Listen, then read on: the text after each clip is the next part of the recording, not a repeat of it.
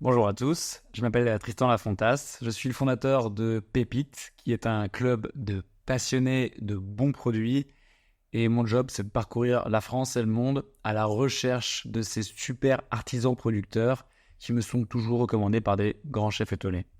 Vous êtes sur mon podcast ou sur ma chaîne YouTube, dans lequel je raconte ce que j'ai découvert récemment. J'essaye de plus en plus d'être en lien avec l'actualité du club.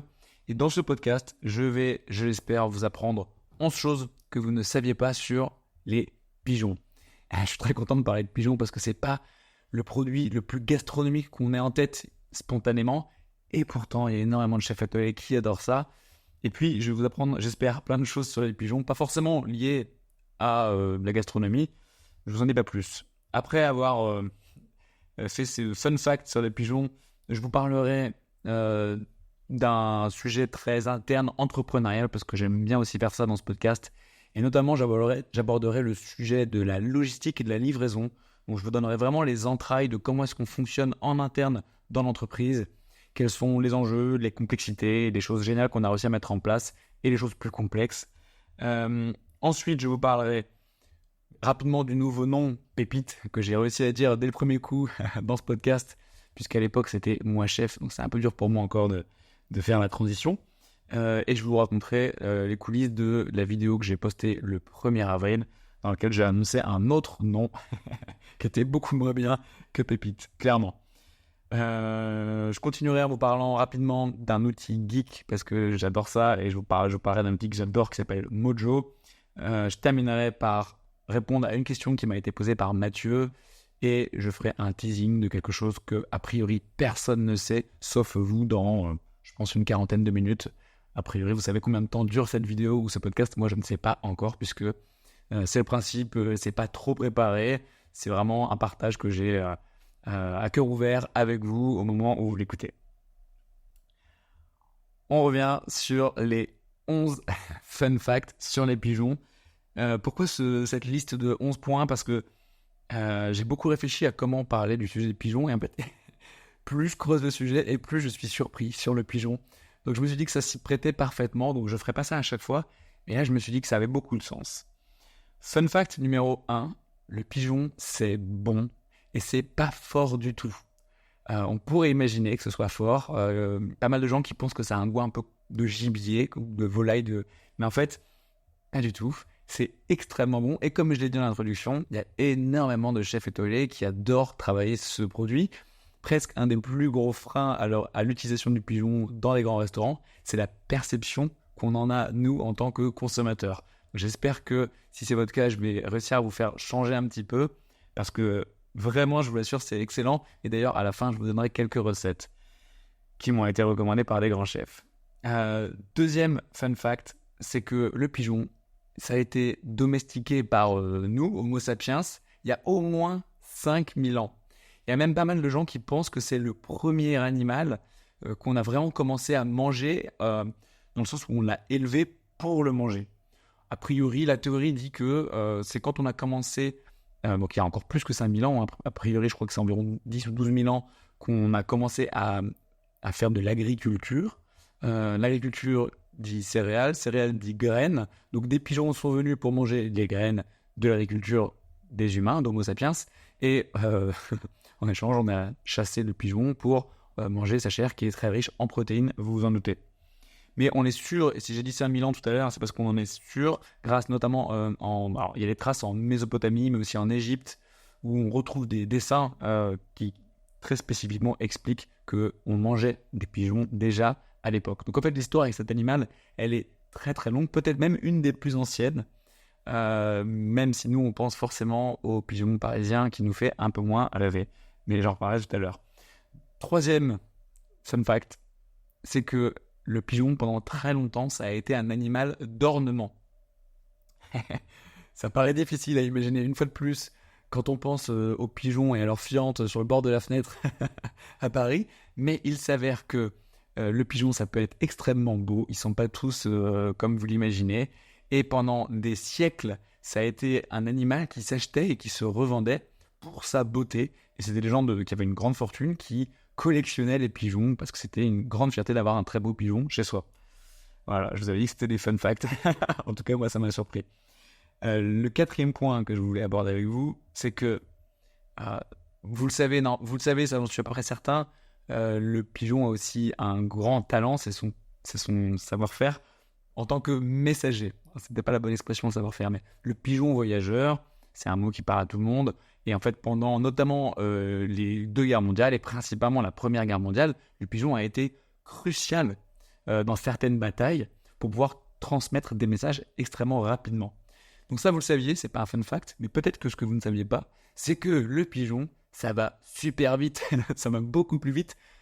Réfléchissez, d'après vous, c'est quoi la vitesse d'un pigeon qui vole? Parce que nous, on l'imagine qui va d'un immeuble à l'autre ou juste au milieu d'un parc. Un pigeon peut déjà parcourir des centaines de kilomètres sans s'arrêter à une vitesse moyenne entre 50 et 60 km/h. C'est hyper rapide, hein. C'est hyper rapide. Mais plus dingue que ça, c'est la vitesse de pointe d'un pigeon. Ça peut aller à plus de 100 km/h. J'ai même vu des chiffres à 140 km/h. Je trouve ça complètement fou. Et donc voilà, ça méritait un fun fact sur le pigeon. Si vous êtes là pour parler gastronomie, vous inquiétez pas, j'y arrive, hein, bien sûr. Mais quand même, ça valait le coup de raconter tout ça, je pense. Et puis de toute façon, je fais ce que je veux sur ce podcast. Ce qu'on sait peu aussi, c'est que, toujours dans la même série messager rapide, c'est que les pigeons, il y a encore énormément de courses de pigeons qui sont organisées en ce moment dans le monde. Il y a récemment, il y a quelques années, un pigeon qui s'est vendu en Chine à 1 million d'euros. Parce qu'il était, j'imagine, extrêmement rapide. Ça paraît fou, mais c'est comme ça. Il y a des chevaux qui se vendent beaucoup plus cher. Donc bon, pourquoi pas. 5e fun fact, c'est sur le nombre de pigeons qui sont à Paris. Alors ça, si vous avez lu la newsletter qu'on vous a envoyée il y a quelques jours dans le club, vous le savez peut-être. Moi, j'en revenais pas. Il n'y a que 23 000 pigeons à Paris. Moi, franchement, j'ai dit à Stéphane, quand il m'a dit ça, déjà, je lui ai demandé de double-checker, ce qui n'est pas sympa parce qu'il est journaliste et il fait très bien son travail. Il l'a quand même fait, et en effet, hein, c'est bien le chiffre qui ressort partout, 23 000 à Paris. Je lui ai dit que s'il m'avait dit 1, 2, 3 millions, j'aurais même pas été surpris. C'est dire que j'ai pas une très bonne capacité d'estimation, mais 23 000, c'est pas si énorme que ça. En fait, le problème qu'on a dans l'inconscient collectif avec les pigeons, c'est, comme j'en parlais tout à l'heure, leurs fameuses fientes qui sont très acides et qui viennent abîmer des bâtiments publics. Et puis c'est qu'eux, ils sont un petit peu omniprésents. Si ça vous est déjà arrivé de vous faire piquer une frite par un pigeon, c'est un peu agaçant. Le 6e point que je voulais aborder, c'est que la colombe et le pigeon, c'est sensiblement le même animal. Alors évidemment, on pense que la colombe, ce magnifique animal qui apporte la paix, qui est d'un blanc immaculé, fantastique, alors que le pigeon, il est sale et il mange une frite par terre dans les égouts. En fait, ils viennent tous les deux, c'est la même espèce, Colombidae.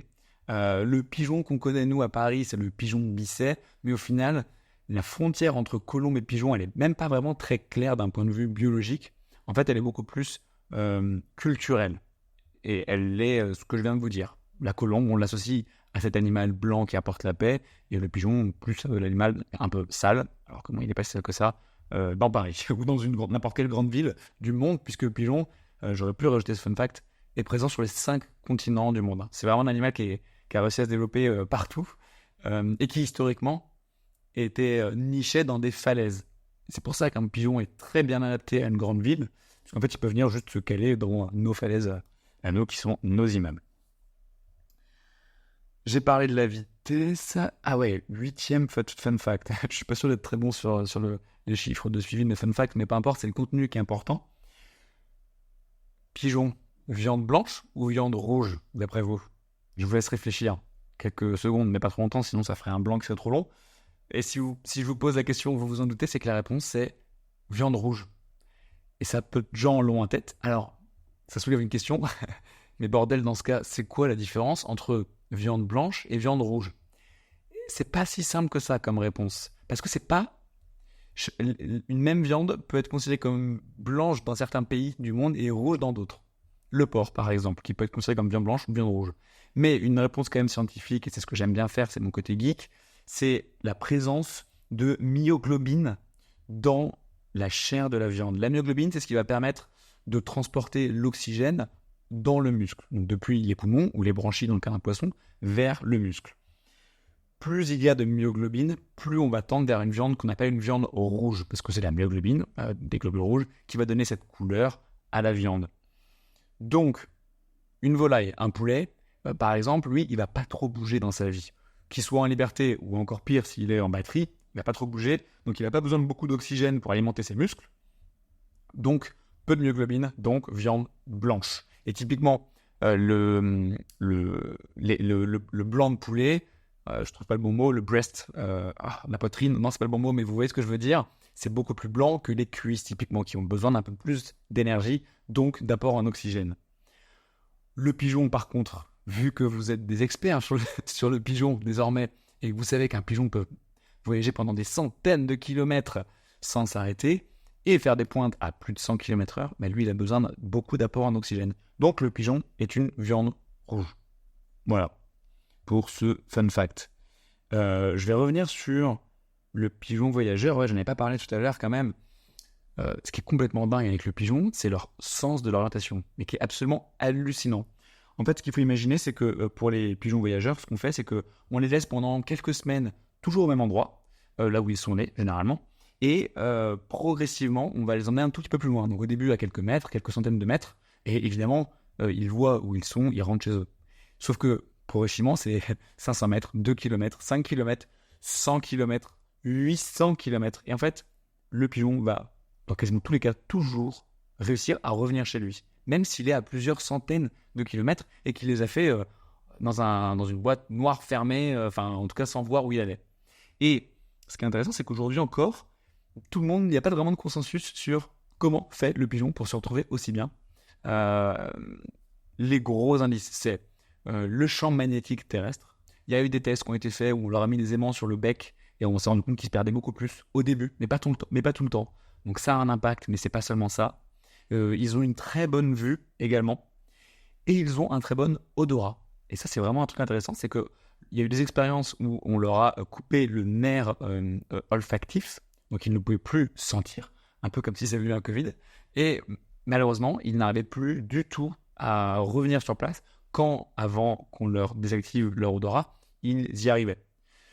C'est un mélange de tous ces paramètres qui fait que les pigeons sont extrêmement forts pour retrouver leur maison, si je peux dire. Et c'est pour ça qu'on les utilisait énormément pendant la guerre en tant que pigeons voyageurs. Un métier qui a quasiment complètement disparu de cette planète à l'ère d'Internet, vous vous en doutez. Mais le jour où on aura un grand crash mondial d'Internet, peut-être qu'il y a encore quelques éleveurs de pigeons qui feront les malins, qui diront « j'ai bien fait de continuer ». 9e point que j'ai noté, c'est que pendant les 4 premiers jours de vie du pigeonneau, ou du bébé pigeon, ce sont ses 2 parents, mâle et femelle, qui vont le nourrir avec ce qu'on appelle du lait. En fait, c'est du lait de jabot, et techniquement, c'est pas vraiment du lait, mais c'en est proche, par sa texture et par sa concentration. Alors, il n'y a pas de glucides dedans, mais il y a beaucoup de protéines et un peu de gras. Et ce qui est intéressant, c'est déjà que c'est le mâle et la femelle qui vont produire ce lait dans leur jabot, qui est une extension de leur œsophage. Donc en fait, ce qui est dingue, c'est que en fonction de l'âge du bébé pigeon, le mâle et la femelle vont picorer ce qui leur semble être important pour leur bébé, le mettre dans leur jabot et en faire un lait de jabot qu'ils vont régurgiter dans le bec de l'oiseau ou de l'oisillon. Et ce régime alimentaire va évoluer au fil des jours jusqu'à ce que le bébé pigeon puisse de lui-même se nourrir. Je ne l'avais pas noté, mais je voulais préciser également, on ne mange jamais de pigeon, en fait, même au restaurant. Ce qu'on mange, c'est du pigeonneau. Alors, je sais, c'est un sujet un peu sensible, c'est comme quand on parle d'agneau, c'est un peu genre manger des enfants, quoi, concrètement, parce qu'ils ne sont pas arrivés à l'âge adulte. Il s'avère que, mon discours là-dessus, et il m'appartient uniquement, et vous avez le droit d'être complètement en désaccord avec ce que je dis, je le comprendrai parfaitement. Mon discours, c'est soit on est vegan, soit on ne l'est pas. Et j'ai un profond respect pour les véganes parce qu'il y a une dimension d'engagement écologique et voire même politique pour certains que je trouve remarquable. Moi, j'ai fait le choix de ne pas l'être pour plein de raisons et notamment liées à mon travail. Si on choisit de ne pas l'être, à ce moment-là, je pense qu'il faut accepter que dans le règne animal et pour se nourrir de viande, à un moment donné, et même très souvent, il y a des jeunes animaux qui sont sacrifiés. Que ce soit, ne serait-ce que pour avoir des œufs, enfin pour avoir des poulets, pardon. Quand on veut manger du poulet, il faut avoir en tête que très souvent, tous les mâles sont abattus en tant que poussins, c'est-à-dire qu'ils sont triés dès la naissance, et les poussins mâles, ils sont mis de côté, vous avez compris ce que je veux dire. L'agneau, pareil, et dans le cadre du pigeon, c'est la même chose. Et ce qu'on mange, ce n'est pas un pigeon, c'est un pigeonneau. En fait, c'est pareil pour très souvent la viande de bœuf, la viande de porc. C'est rare que les animaux aient le temps de vivre toute leur vie d'adulte avant d'être abattus pour être consommés. Ça arrive dans le cadre de la vache, notamment pour les vaches laitières qui sont ensuite réformées. C'est pas souvent, en tout cas, c'est pas tout le temps les meilleures vaches. Mais ça peut arriver. Notamment, je pense à Emmanuel Jacquat, qu'on avait mis en avant dans le club, qui va chercher des vieilles vaches grasses, comme il dit, et qui peuvent être exceptionnelles. Bon, fin de cette parenthèse, je suis désolé, c'est un sujet qui est un peu sensible, j'en suis bien conscient, mais c'est aussi la réalité, et une fois de plus, il faut l'assumer. Soit on décide de ne pas manger de viande, et franchement, bravo si c'est votre cas, soit on décide d'en manger, et dans ce cas, il faut accepter une réalité qui est celle que je viens de vous présenter. Pourquoi est-ce que j'aborde des sujets maintenant ? Puisque donc, comme je le disais, on mange du pigeonneau, pas de pigeon. Si on mangeait du pigeon, ça veut dire que le pigeon est adulte, donc qu'il vole. Et s'il vole, il est très musclé. Et s'il est très musclé, sa viande, c'est du béton. Et on n'a pas envie de ça. Donc, le pigeon, le pigeonneau qu'on va manger, enfin, on dit du pigeon, mais en fait, c'est un pigeonneau, c'est juste avant qu'il fasse son premier vol, en fait. Voilà. Raté. Peut-être que j'avais envie de vous convaincre de manger du pigeon, mais peut-être qu'en disant ça, j'ai raté mon coup. 10e fun fact, ou 15e, je sais plus à ce stade, pourtant j'avais mis des numéros, mais ça a plus trop de sens cette liste, c'est que le pigeon, c'est propre. C'est plutôt très propre comme animal, il se lave énormément, et globalement c'est très propre. Alors oui, ça peut être porteur de maladies, comme tous les animaux vivants, y compris les êtres humains, mais globalement c'est pas du tout plus sale qu'un autre animal, c'est juste qu'on l'associe à un animal sale parce qu'on pense aux fientes. Je regarde mon balcon, non pardon, ma fenêtre en disant ça. Mais bon, vous m'avez compris. Le pigeon n'est pas du tout un animal qui est beaucoup plus sale qu'un autre. C'est juste que quand il est gris et en train de manger les trucs par terre, qu'on l'a un peu sale, ça donne l'impression que c'est un animal un peu sale.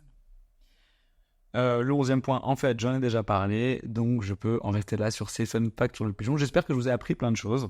Maintenant, je vais vous parler, puisque pour la première fois dans ce podcast, j'arrive à être pile aligné avec l'actualité du club Pépite.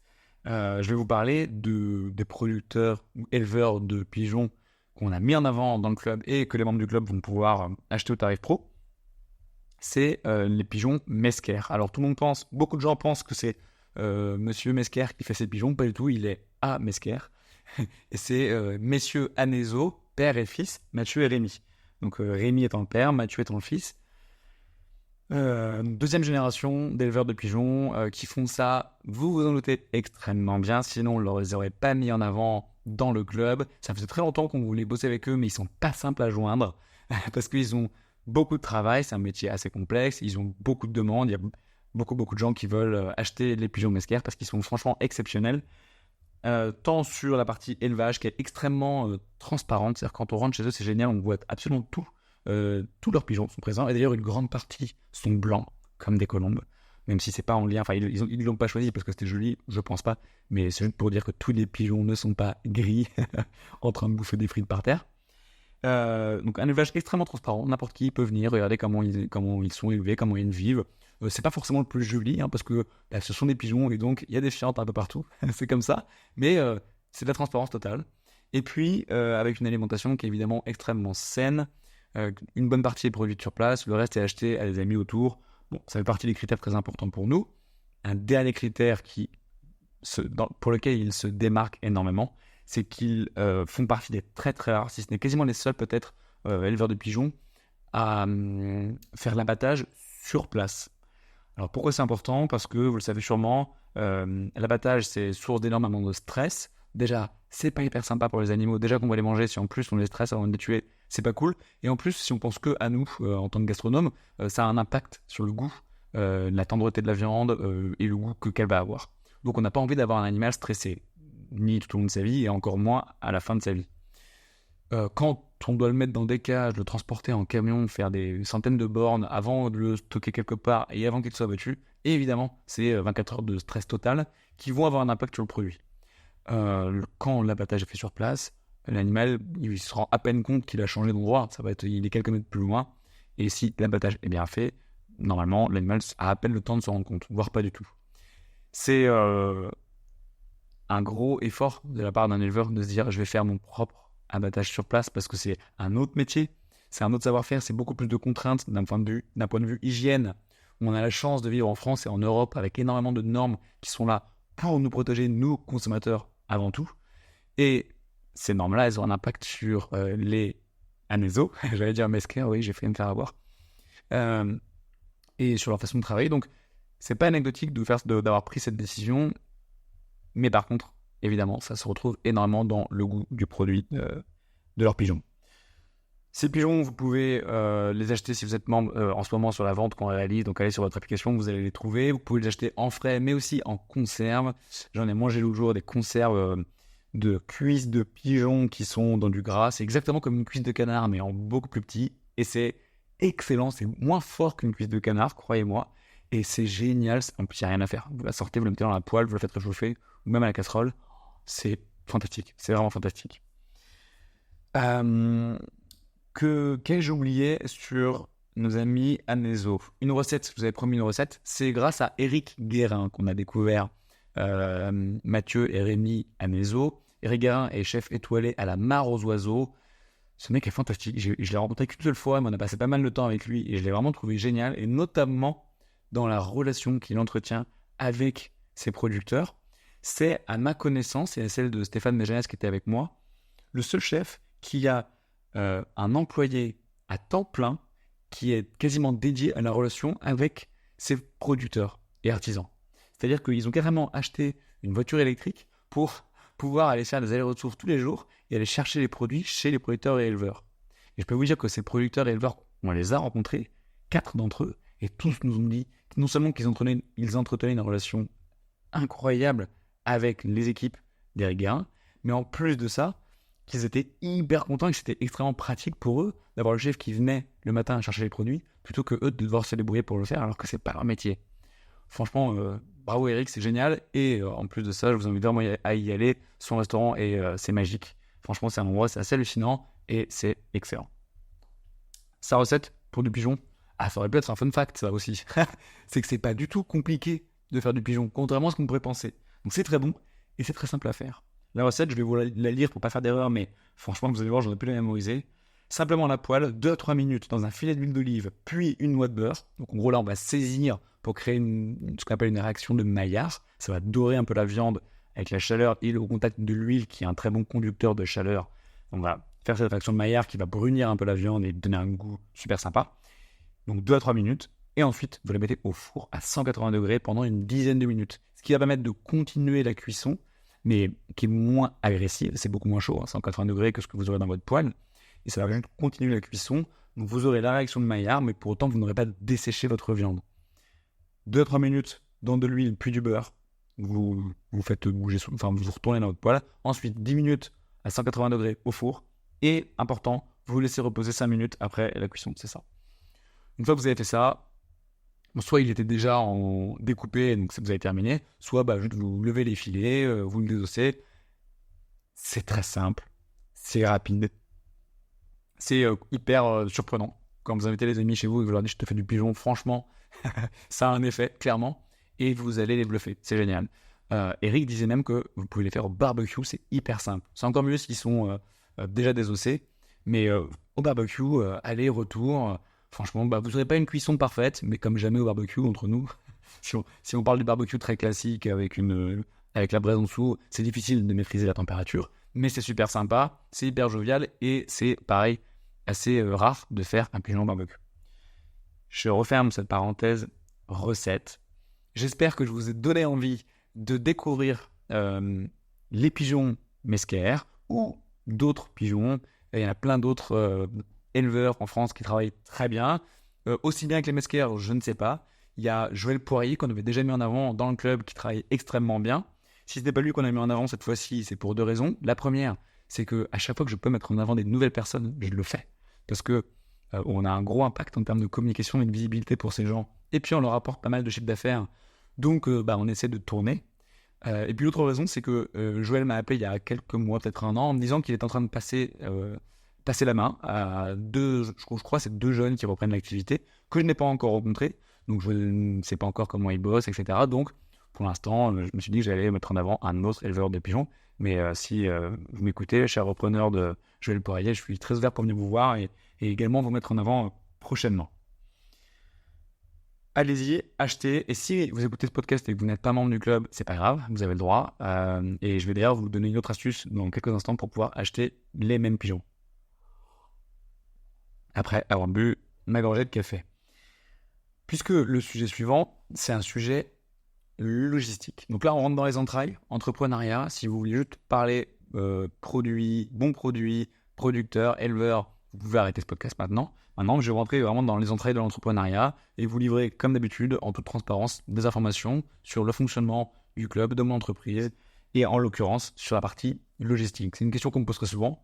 Les premiers à me la poser, c'est les éleveurs quand on va les voir. Ça les fait un peu flipper. Comment est-ce qu'on va gérer une vente comme ça ?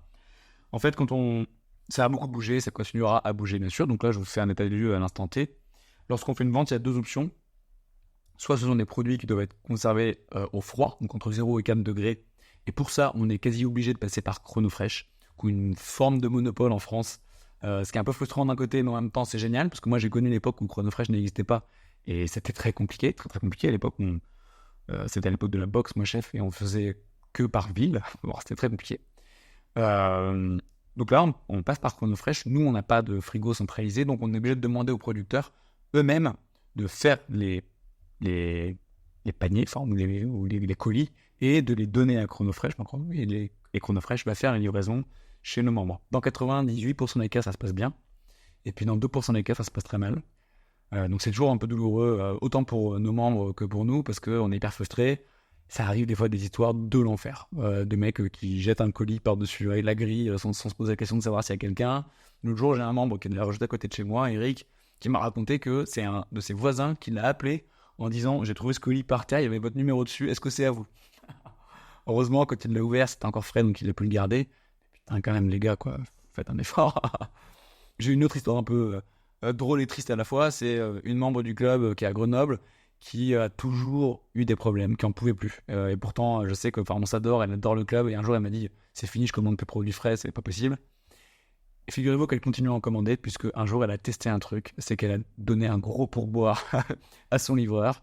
Et ben maintenant, figurez-vous que tout se passe super bien.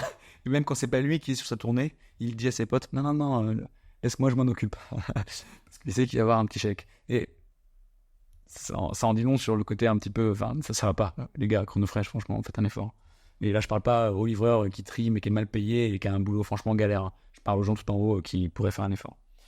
Quand on ne bosse pas avec Chronofresh, mais une fois de plus, j'insiste, c'est 98% des cas, c'est un chiffre que je donne de tête, mais je suis à peu près dans le bon ordre de grandeur, ça se passe très bien. Moi, à chaque fois que je commande ici, je commande sur quasiment toutes les ventes, même des fois, souvent en amont des ventes, et tout se passe super bien.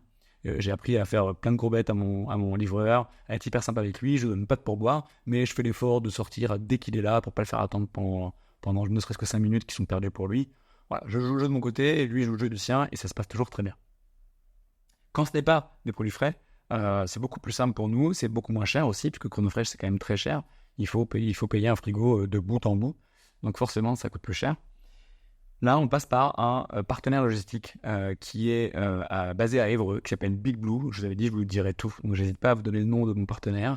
Big Blue, c'est une solution, c'est plus une solution tech. D'ailleurs, j'en ai pu parler de ça aujourd'hui dans mon sujet tech. Big Blue, ils viennent s'interfacer avec un énorme entrepôt logistique et avec notre site.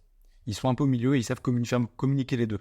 Donc, j'ai configuré cet outil pour qu'il soit parfaitement automatisé avec notre site, ce qui fait que lorsqu'on fait une vente de produits d'épicerie fine, à ce moment-là, une bonne partie est automatique. Alors, il y a quand même beaucoup de boulot de la part de Margot. Vous le savez, j'en parle souvent de Margot, parce que c'est elle qui s'occupe de coordonner toutes ces ventes.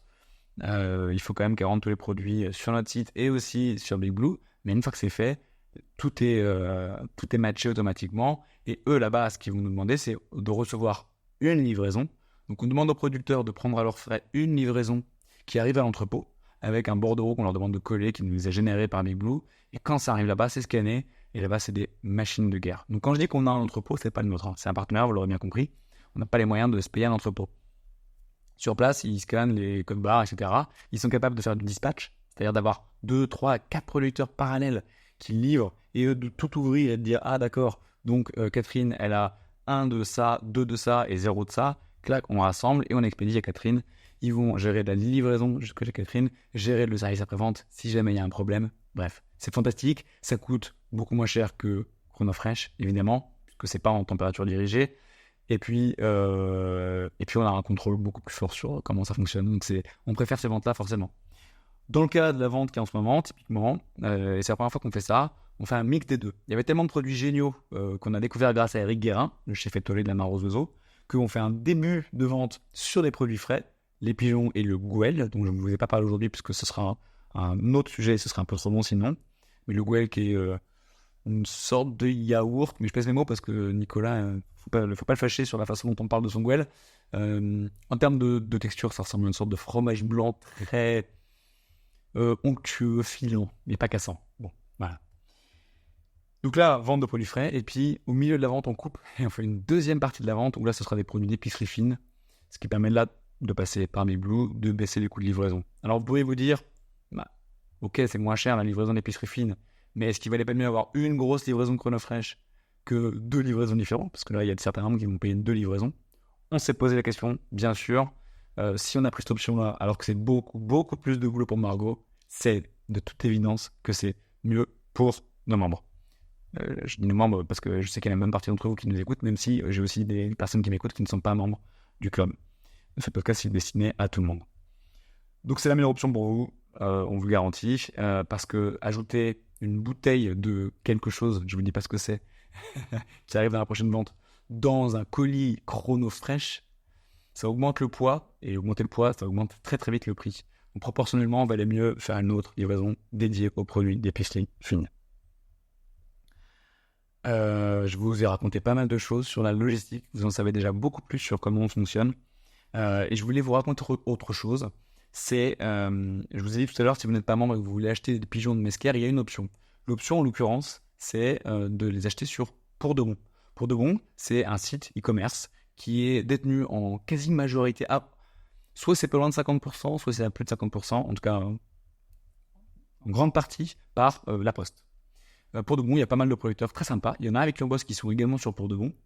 Et les pigeons de Mesquer, vous pouvez les trouver là-bas. Et comme je parle en toute transparence dans ce podcast, sachez que si vous voulez acheter seulement 2 pigeons, c'est plus intéressant financièrement de les acheter sur Pour de Bon que sur le club, même si vous êtes membre.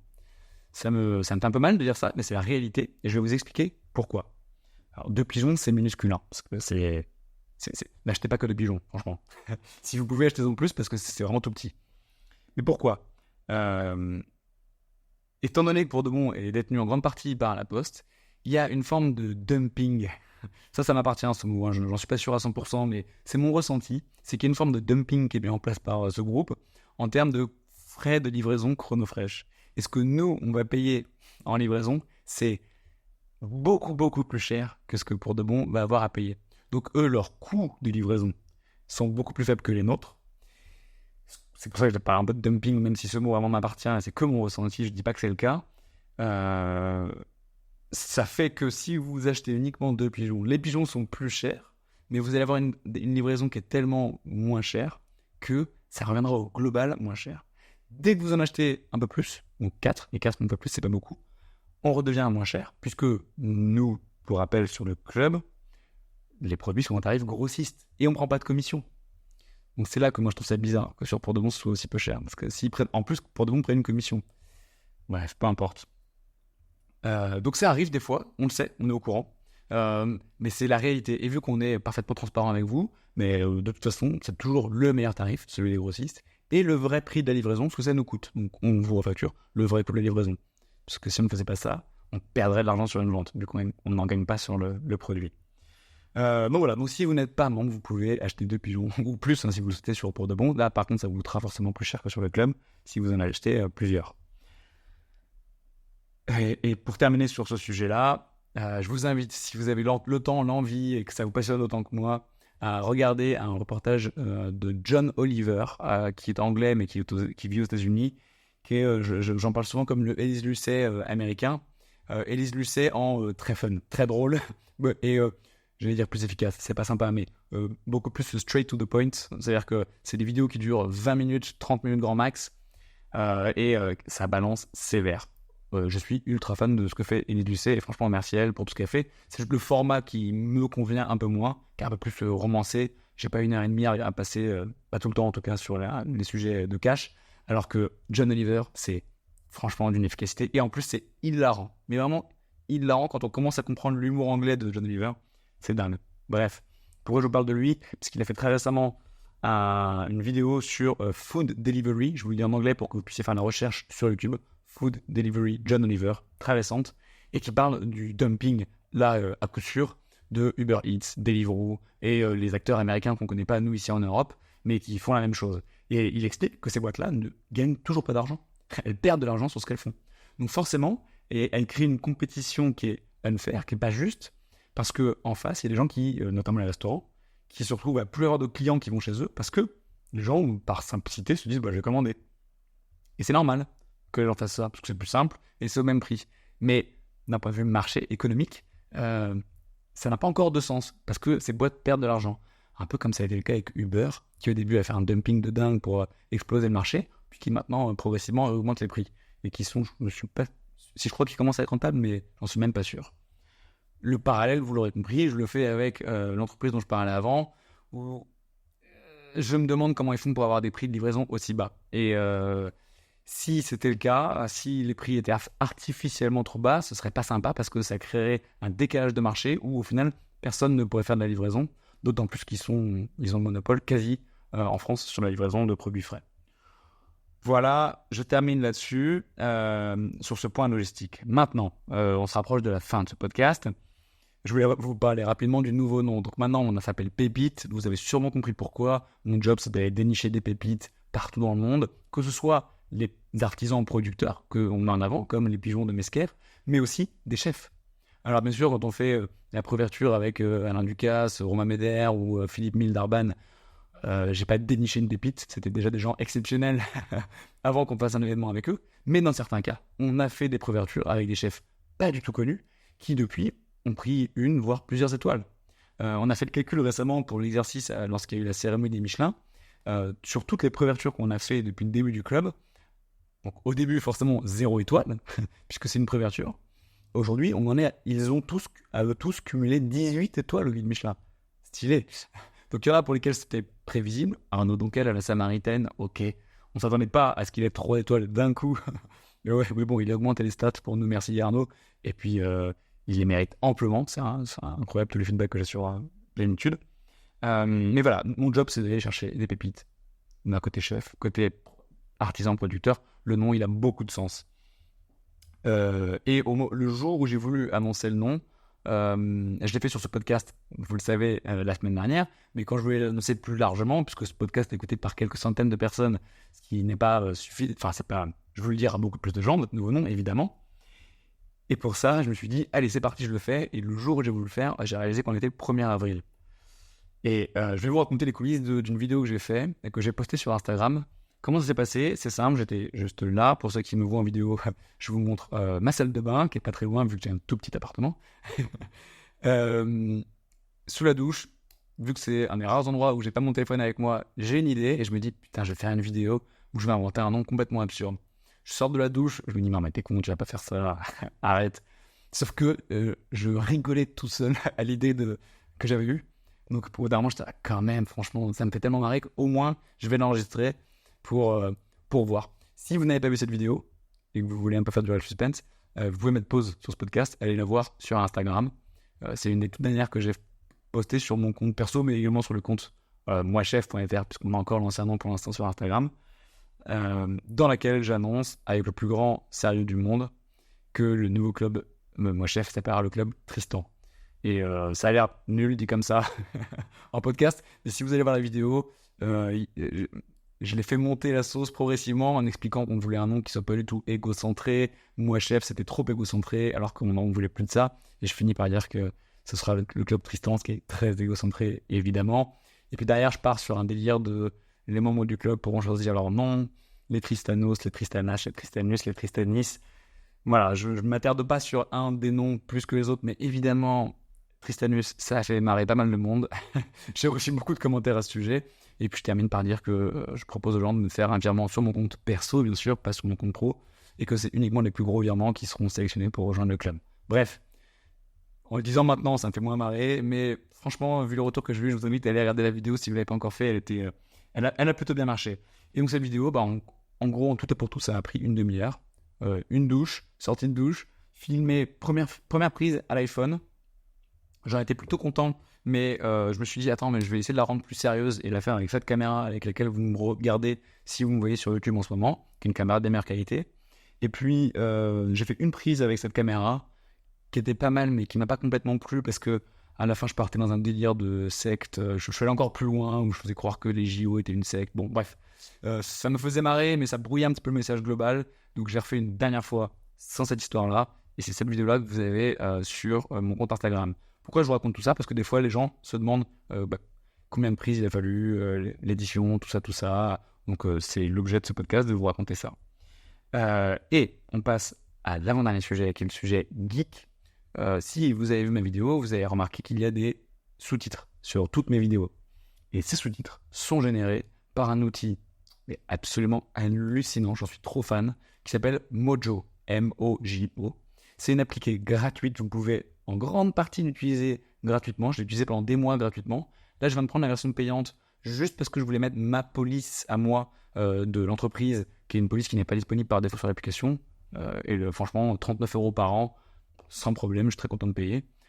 Disclaimer, le fondateur de Mojo, Frances, est un ami, il est également membre du club, mais c'est vraiment pas pour ça que je vous en parle, parce que Mojo, je l'ai utilisé avant de rencontrer Frances. Donc vraiment, c'est une application qui est utilisée partout dans le monde. Je crois qu'ils ont pas loin de 2 millions d'utilisateurs, un truc comme ça, c'est très très populaire aux États-Unis notamment. Il est passé par Way Combinator, pour ceux à qui ça parle, c'est très belle boîte, très très belle boîte. Mojo, ils ont fait un partenariat avec, je crois, 2 boîtes différentes pour utiliser une IA qui va transformer votre voix en sous-titres. C'est d'un niveau d'exactitude absolument hallucinant. Par exemple, je vous invite à regarder à nouveau la vidéo Instagram du nom du club, enfin du faux nom, mon poisson d'avril. Je n'ai absolument rien édité. Même pas Tristanos, Tristanas et la suite. Je ne sais pas si vous vous rendez compte de la folie des technologies qu'il y a derrière pour réussir à interpréter ça et l'écrire à la perfection. Vraiment, je n'ai rien changé. Pas une virgule, pas un mot, rien du tout. J'ai choisi la couleur et c'est tout. Voilà, c'est un outil qui est fantastique, gratuit dans la plupart des cas. Donc si vous voulez faire une vidéo sur Insta et ajouter les sous-titres, c'est un no-brainer. Utilisez Mojo, c'est vraiment, vraiment génial. Il me reste 2 sujets pour ce podcast, et de toute façon, il ne reste plus beaucoup de temps parce que je regarde mon appareil photo et j'ai bientôt rempli la SD card. La question est un teasing, c'est-à-dire un truc que peu de gens savent, ou quasiment aucun, hormis vous dans quelques instants.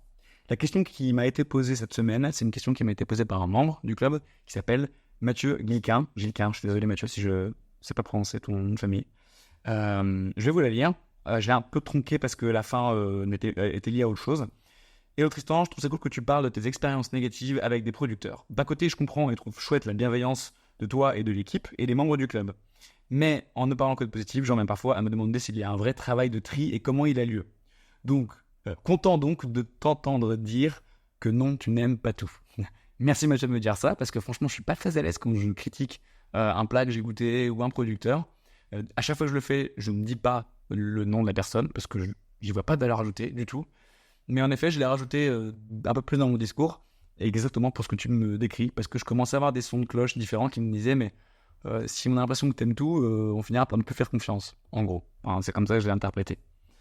Donc j'essaye de temps en temps, même si je ne l'ai pas fait dans ce podcast, d'écrire aussi des choses que j'ai vues qui étaient ratées. D'ailleurs, cette semaine, est-ce que j'ai eu un plat qui a été raté? Ah bah tiens, putain, je peux vous parler des cookies de ma copine, Jenny. je pense qu'elle m'entend en plus derrière la porte. Elle est très très forte, elle est américaine, elle fait des cookies de dingue, mais avant-hier, elle a laissé tout le blanc d'œuf dedans, et vu qu'elle avait fait un small batch pour avoir seulement 4 ou 5 cookies, il y avait beaucoup trop de blanc d'œuf, et en fait c'était pas des cookies, c'était des gâteaux, c'était spongieux, c'était vraiment pas bon, c'était complètement raté, mais je lui ai dit très honnêtement à elle, Et ce midi, on en a mangé des nouveaux avec la bonne recette. Et ils étaient absolument incroyables. Jenny, I love you. And I love your cookies. Deuxième partie de la question. À ce propos, là je rougis un peu en disant ça. À ce propos, dans l'exercice de transparence que tu mènes, donc je continue la question de Mathieu, dans l'exercice de transparence que tu mènes, de mon côté, je trouverais chouette d'avoir plus d'infos justement sur le choix des producteurs. Car j'imagine que si les fournisseurs vous invitent chez eux, peut-être même en finançant parfois les voyages, pour l'interrogation entre parenthèses, ils doivent avoir de sacrées attentes. Comment, dans ces conditions, pouvoir faire un réel tri ? Comment vous choisissez vos destinations et qui guide sur place ? Qui vous guide sur place ? Bon, je n'ai pas tout compris la dernière question, mais super question. Très très bonne question, parce que tu mets le doigt sur un truc vraiment hyper sensible qui pourrait potentiellement être gênant de mon côté. Donc merci de me laisser la possibilité d'avoir le temps de répondre dans cet espace qu'est ce podcast ou cette vidéo. En effet, j'aime dire qu'on est quasiment 100% objectif dans le choix des producteurs qu'on met en avant, parce qu'on ne gagne pas d'argent sur la vente qu'on réalise. Je le pense toujours. Et très souvent, je dis quasiment 100%. Pourquoi ? Parce que, dans pas mal de cas, ces producteurs deviennent des amis. Et donc, à partir du moment où on devient proche, on perd un peu d'objectivité. C'est naturel et je l'assume complètement. Mais ce que tu dis, c'est tu vas un petit cran plus loin. Et merci de me poser la question parce que ça me permet d'en parler. Tu as raison. Il y a un autre biais qui vient s'ajouter, qui lui est un peu financier. Parce que si je me fais inviter pour aller quelque part, forcément, inévitablement, je pourrais vous dire tout ce que vous voulez. Au fond, il y aura quand même un sentiment de redevabilité. Il est forcément là. La question, c'est à quel point. Donc, j'insiste quand même sur le fait qu'en n'ayant aucune commission sur les ventes, on a éliminé la plus grande part de subjectivité. Alors, pensez que je mets autant en avant des cornichons à 7 € le bocal, ou 8 €, je ne sais plus, et du caviar qui coûte... Donc on fait des ventes qui rapportent 4 000 € au total de cornichons, ce qui est énorme pour du cornichon, et plus de 50 000 € de caviar. Si je prenais 10% de ça, ne serait-ce que 10%, ce qui serait pas beaucoup, vous voyez le décalage, ce serait sympa pour moi. Mais je veux pas. Maintenant que je dis ça, personne n'est parfait, il y a toujours des biais qui viennent s'insérer. Donc il y a le biais amical. Vu que je fais ce choix très fort de passer beaucoup de temps avec les artisans producteurs qu'on rencontre, souvent, je crée des liens d'amitié avec ces gens-là, et donc ça ajoute un nouveau biais. Biais qu'on va un peu plus retrouver dans le RAB, ou pas. Est-ce qu'on décide de remettre ces gens en avant une deuxième, ou une troisième, ou une quatrième fois dans les ventes de RAB, ou pas ? Évidemment, là, ça va rentrer en compte, un peu plus que dans la première vente, j'ai envie de penser. Et malgré tout, au-delà de l'amitié, le sujet que tu soulèves, Mathieu, c'est « Ouais, mais si vous payez le voyage, comment ça se passe ?» Alors, déjà, c'est pas tout le temps le cas. Comme c'est ce podcast, c'est la transparence totale, je vais vous le dire. Mon voyage en Éthiopie a été quasi intégralement financé. Donc, le vol et hébergement sur place. Je payais, moi, des coûts, des restos, des trucs comme ça, mais la plupart a été financé par Fiera, la marque de café qui m'a invité là-bas. Madagascar, les 2 fois où j'y suis allé. La première fois pour le caviar et la deuxième fois pour les crevettes. C'est un peu dommage d'avoir dû y aller 2 fois, mais c'est juste que la première fois, j'ai rencontré le producteur de crevettes, Amine, mais c'était beaucoup trop court. J'avais déjà mon vol retour de prévu, donc j'ai pas pu faire le travail d'investigation que je fais à chaque fois. C'est pour ça que j'ai dû y retourner. Et puis également pour les noix de cajou d'ailleurs. Quand on est allé en Grèce, par contre, on a payé nos billets d'avion et notre hébergement, et sur place... vu qu'on était chez le pape de Kalamata, j'ai nommé Alexandros Stranis, pas mal de choses étaient offertes sur place, mais on a quand même financé. On va bientôt partir en Sicile, on va financer le billet d'avion et l'hébergement sur place. Voilà, donc ça dépend des fois. C'est pas tout le temps le cas, ça dépend des moyens et aussi du nombre de personnes qui viennent. Quand je demande à ce qu'on vienne avec une bonne partie de l'équipe, parce que j'ai envie de leur faire plaisir, évidemment c'est plus compliqué de dire vous payez le vol pour 4 personnes. Ça va de soi. Est-ce que ça rajoute un biais ? Oui, forcément, d'un point de vue purement pragmatique et analytique, et vous avez ma garantie que je ne me prive pas de dire non quand il faut dire non. Mais je vous donnerai un exemple. Mais avant ça, ce qu'il faut bien comprendre, c'est que déjà, on commence à être pas mal expert de ce qu'on fait. Moi, ça fait maintenant 10 ans bientôt que je baigne dans ce milieu-là. Je suis extrêmement bien entouré dans l'équipe, déjà. Alors, pour ne citer que Côme de Cherizet, ancien PDG du Goemio, Stéphane Méjanès, journaliste depuis une 30aine d'années, dont 12 dans la gastronomie, il connaît tous les chefs, comme connaît tous les chefs, j'en connais énormément, et puis le reste de l'équipe également, un peu moins, mais quand même beaucoup. Plus tous nos amis chefs étoilés qui nous disent va voir un tel, va voir une telle, ça filtre énormément. Énormément. Et en fait, c'est extrêmement rare qu'on aille voir quelqu'un et qu'on soit déçu. Parce qu'en fait, on a tous les bons réflexes. Si vous écoutez le podcast, vous êtes probablement passionné de bons produits, de bons restaurants. Vous êtes peut-être comme moi, en regardant un restaurant de l'extérieur, vous savez déjà si ça va être bon ou pas. En tout cas, vous avez une très bonne intuition. Ça arrive de se tromper. Mais il y a des restos, j'ai aucun doute. Ça va être dégueu. Je le sais, je vois très bien.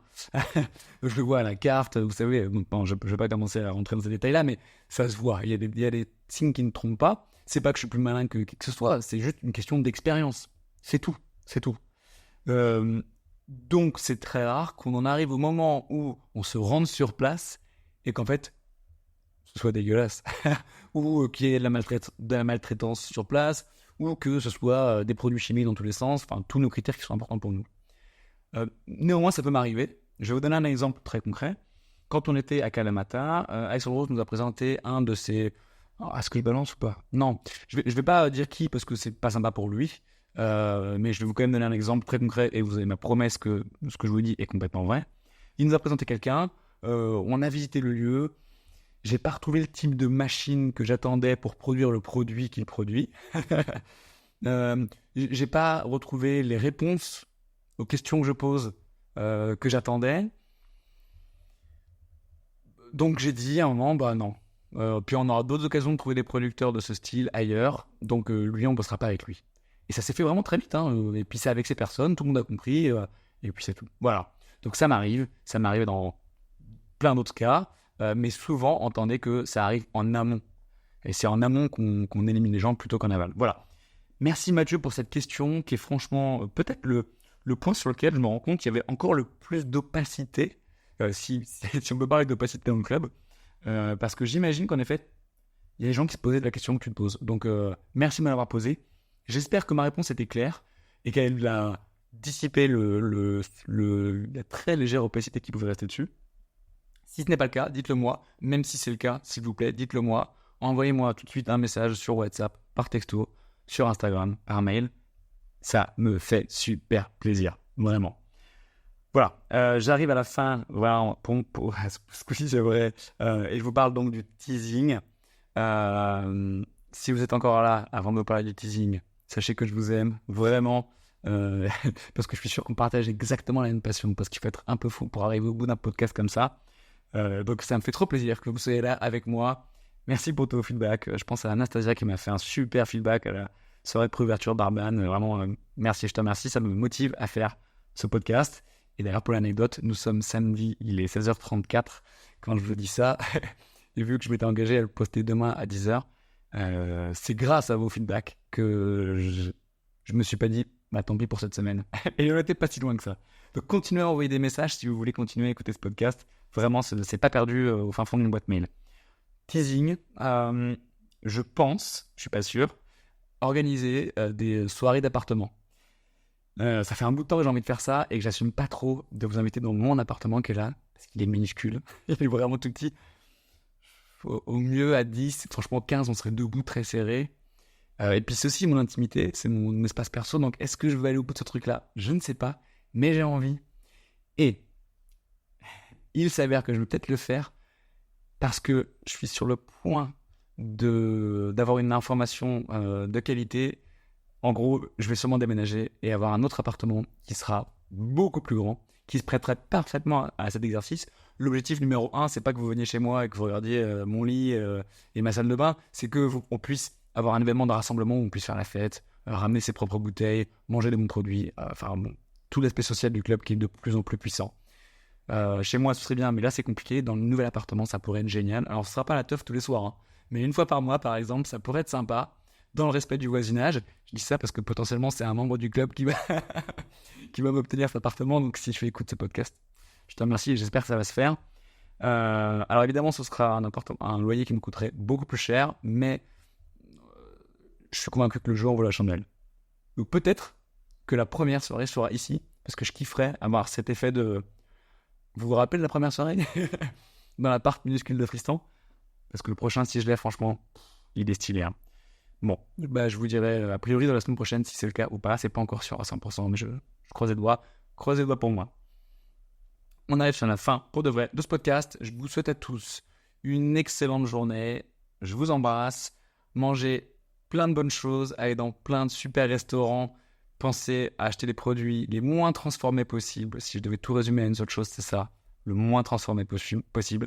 Des produits qui sont bons au goût, mais aussi bons pour notre planète, bons pour notre santé et bons pour les femmes et les hommes qui les travaillent. Je vous embrasse. Très bonne journée à tous et à très bientôt.